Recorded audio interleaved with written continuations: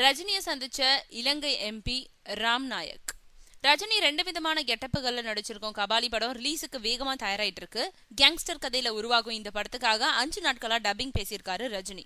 அதோட இதுக்கு முந்தைய தன்னோட படங்கள்ல பெரும்பாலும் தன்னோட சமகாலத்து நடிகர் நடிகைகளோட பயணிச்ச ரஜினி இந்த படத்துல அட்டகத்தி, மெட்ராஸ் படங்களை இயக்குனர் ரஞ்சித் மற்றும் கலையரசன், மைம் கோபி, ராதிகா ஆப்தே, ரித்விக்கான இளவட்ட நடிகர் நடிகைகளோட இணைஞ்சு நடிச்சிருக்காரு. அதை தொடர்ந்து சங்கரோட 2.0 படத்துக்காக சென்னை, டெல்லியில நடந்த படப்பிடிப்புகள்ல கலந்துகிட்டு வந்த ரஜினி இப்போ சென்னை EVP திரைப்பட நகர்ல நடந்துட்டு வரும் 2.0 படப்பிடிப்புல விரைவில் கலந்துக்க இருக்காரு. இந்த லொகேஷன்ல ஜூன் மாதம் 3ஆம் தேதி வரைக்கும் படப்பிடிப்பு தொடர்ச்சியா நடக்க இருக்கு. இந்த நிலையில டெல்லியில நடந்த படப்பிடிப்புக்கு பிறகு ஓய்வுல இருந்துட்டு வரும் ரஜினிய நேத்து சென்னை வந்த இலங்கை நடிகரும் எம்பியுமான ராம் நாயக் சந்திச்சிருக்காரு. மரியாதை நிமித்தமா நடந்த இந்த சந்திப்பு ரஜினியோட இல்லத்துல நடந்திருக்கு.